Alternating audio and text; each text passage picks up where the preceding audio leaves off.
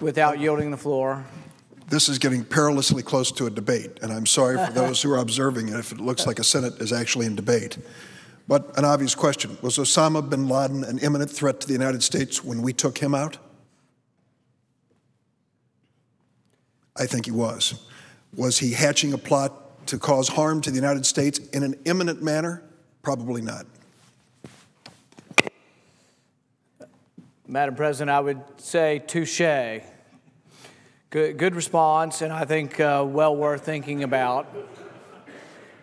And difficult in the sense that I don't think there's any of us who really were opposed to getting bin Laden. And there's a question, you're right, of whether or not exactly there was imminence involved with that.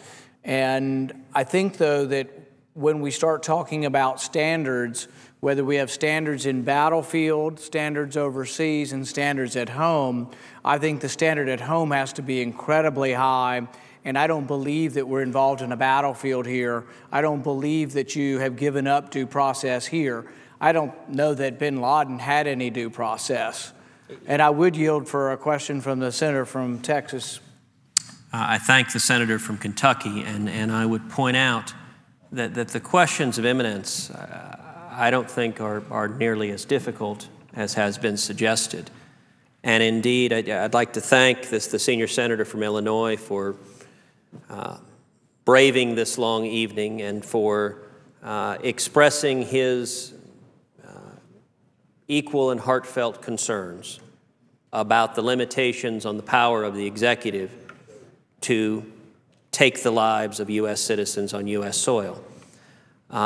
I would point out that at the hearing we had now yesterday with the Attorney General, there was a series of questions exploring in further depth what the position of this administration was.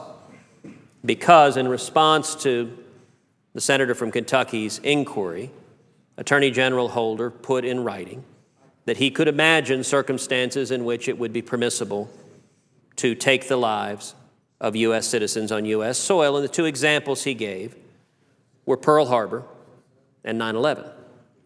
And as the senator for Kentucky responded, and I think everyone here agrees, those examples are unobjectionable. Both of those instances were instances of grievous military attacks. I think nobody doubts that if kamikaze planes are coming down on our ships in Pearl Harbor, that the United States can use lethal force to take out those planes and to save the lives of our servicemen and women. There's no question about that, legal or otherwise. Likewise, I think nobody doubts that if terrorists have taken over an airliner and are steering it into a building, that as tragic as that decision would be, as heart-wrenching as the decision on 9/11 must have been for the president to give the order to shoot down that fourth commercial airline if it began approaching yet another target where it could inflict thousands of deaths. I think nobody disputes that stopping an imminent, immediate act of violence, and indeed a military act of war, is fully within the authority of the federal government. The question that was posed of the Attorney General was the question that Senator Paul had asked originally, not that question. Rather, it was, if there is an individual, a U.S. citizen, on U.S. soil who is suspected of being a terrorist and for whom we can say, arguendo, there is abundant evidence to demonstrate this individual is a terrorist. And if this individual is on U.S. soil and is not currently an imminent threat of violence, if he or she is sitting at a cafe in rural Virginia having a cup of coffee, the question that I pose to the Attorney General is, in those circumstances, would it be constitutional for the United States government to send a drone to kill that U.S. citizen on U.S. soil with no due process of law if that individual did not pose an imminent threat? Now, in my judgment, that was not a difficult question. I think the answer, frankly, the answer I expected was, of course not. Of course, the federal government cannot kill a U.S. citizen on U.S. soil who does not pose an imminent threat. That's been the state of the law from the day our Constitution came into effect and from before. Instead, the first response of the Attorney General was, well, it wouldn't be appropriate to use lethal force there, and we wouldn't do so. And I pressed again to the Attorney General and said, with respect, the question is not whether it is appropriate or not. It's not a question of prosecutorial discretion. Do we trust that you would not choose to exercise lethal force in that circumstances? Rather, it is a question, would it be constitutional to kill a United States citizen on U.S. soil with a drone if that individual did not pose an imminent threat? The second time, the Attorney General said, I don't believe it would be appropriate. Yet a third time, I asked the Attorney General, I am not asking about appropriateness. As the Attorney General of the United States, you're the chief legal officer for this nation. Does the Department of Justice have a legal opinion as to whether it is constitutional for the U.S. government to kill a U.S. citizen on U.S. soil if he or she does not pose an imminent threat? And yet a third time, the answer was it wouldn't be appropriate. And then finally, when asked a fourth time, the Attorney General said, when I say appropriate, I mean it wouldn't be unconstitutional. And so finally, after asking 4 times, the Attorney General agreed. And my response in that questioning was, General Holder, I'm very glad you have stated that position. I emphatically agree with that position. I don't understand why it took such gymnastics to get to that position. I wish you had simply said that in response to Senator Paul now 2 days ago. It would have been a very straightforward and simple thing to say. And what I also said to the Attorney General is that Senator Paul and I have drafted legislation that will make explicitly clear that the U.S. government may not kill a U.S. citizen on U.S. soil who does not pose an imminent threat. And I hope, based on the Attorney General's representations, that the Department will support that legislation. That ought, in my judgment, be legislation that should be bipartisan legislation that should pass this body 100-0, because it is truly phrased with as unobjectionable a legal truism as I can come up with. I will admit I have been flabbergasted as these days have gone on. Why John Brennan, when asked by Senator Paul this question, did not simply say no. Why Eric Holder, when asked repeatedly, did not simply say no, at least not at first. And why in the now over 12 hours that this filibuster has proceeded, the White House has not put in writing the absolutely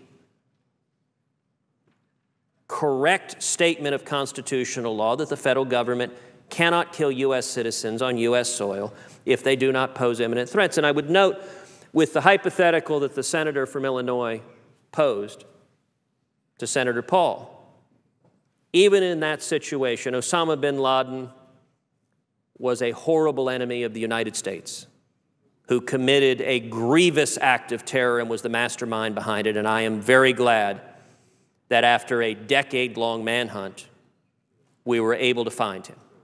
And we were able to, in a military battlefield, take him out. I would suggest the question, if he were not in Pakistan, if he were living in an apartment in the suburbs of Chicago, and if he were asleep in bed, I would suggest that even if he were Osama bin Laden, a really, really, really bad guy, there is nothing in the Constitution that gives the federal government the authority to fire a missile at an apartment with a sleeping person in it in the United States of America if that individual was a U.S. citizen. And if he were in the U.S., what we would do is what we would expect to do with any other really, really, really bad guy, which is go in and apprehend him. Now, behind enemy lines, you can't always do that. There are things that happen on the battlefield that we would never do here at home.